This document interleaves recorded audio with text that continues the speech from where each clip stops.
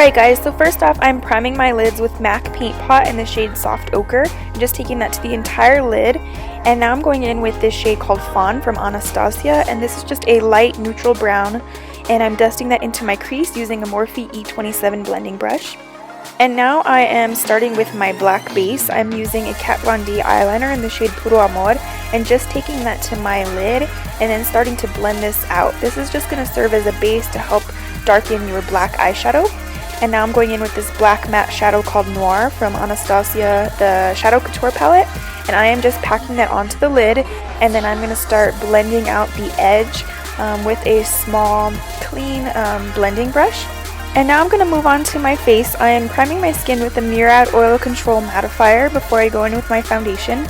And today I'm using the Tarte Amazonian Clay Foundation mixed with my MAC Pro-Longwear and this Rimmel Stay Matte Foundation. I tried to find like the lightest of my foundations that I had and mixed them all together because I wanted my face to be lighter than my skin tone but not white. And now I'm just going in with my Urban Decay Naked Concealer to conceal my under eye area. And now I'm going in with my Motives Maven Sculpt palette in the shade Fire. This is a cream contour kit, and I'm taking the lighter of the two contour shades, and I am starting to contour out the hollows of my face. I really wanted to go for more of a slimmed, structured face, so I really took my contour down really far on my cheekbones to kind of give you more of that skull-like appearance, and just contouring around the perimeters of my forehead. And now I'm going in with the lighter shade and taking that in the under eye area and really trying to make my cheekbones, kind of protrude forward, highlighting the center of my forehead, nose, and also taking it underneath that contour just to really make it stand out. So I'm blending everything out with a damp beauty blender, and this is totally optional. If you don't want a heavy contour, it's not necessary. So first I'm setting my under eye area with my Laura Mercier translucent powder, and then I'm going into the Kat Von D Shade and Light palette and setting all the areas that I highlighted with that powder. And then also going into the contour shade, which is more of a cool tone, to set that cream contour in place. That way it does not budge.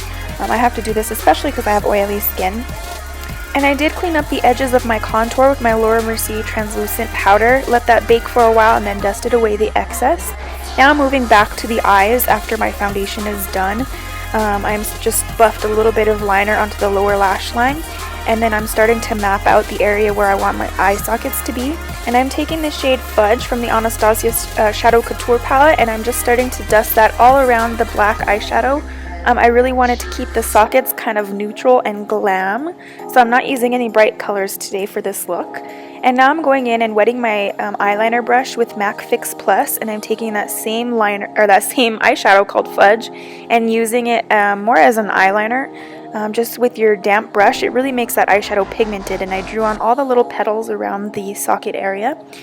And now I'm going to the nose and starting to map out the nares of my nose, and I also used that black eyeshadow Noir and starting to fill in the edges with that eyeshadow and slowly just buffing it out. I'm also using a little bit of that brown shade.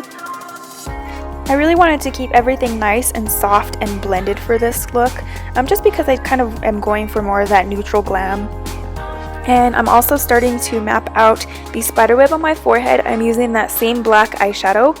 And when you're starting to create the little arches, you want to start small at the tip of your spiderweb.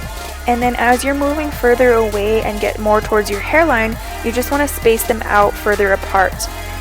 So just take your time with this. You can also use a black, liner, gel liner if you have that.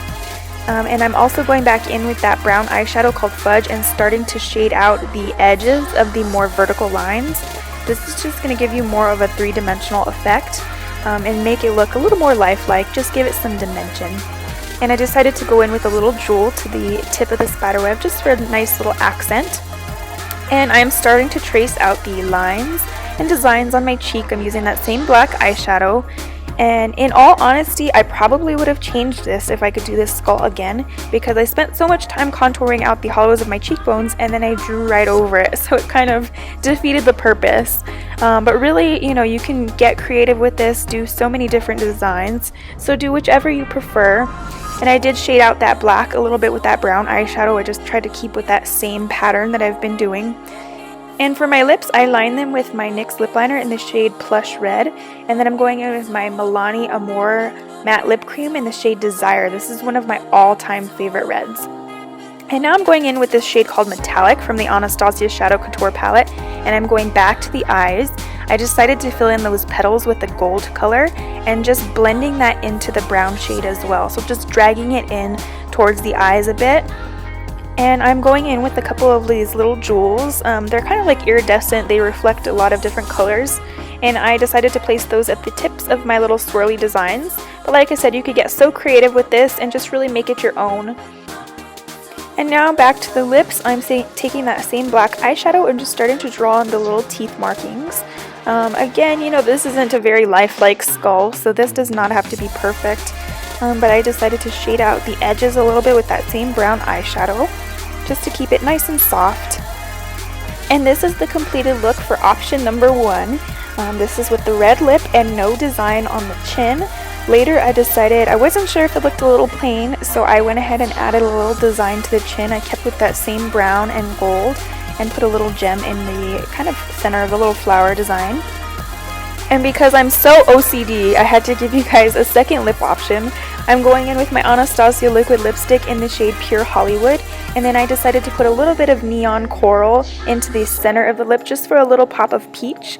And same thing, going back in with the little teeth markings. And this will complete the second lip option. I hope you guys enjoyed this tutorial. Thank you so much for watching. Let me know down below in the comments which lip option you liked better, and you guys have a happy and safe Halloween.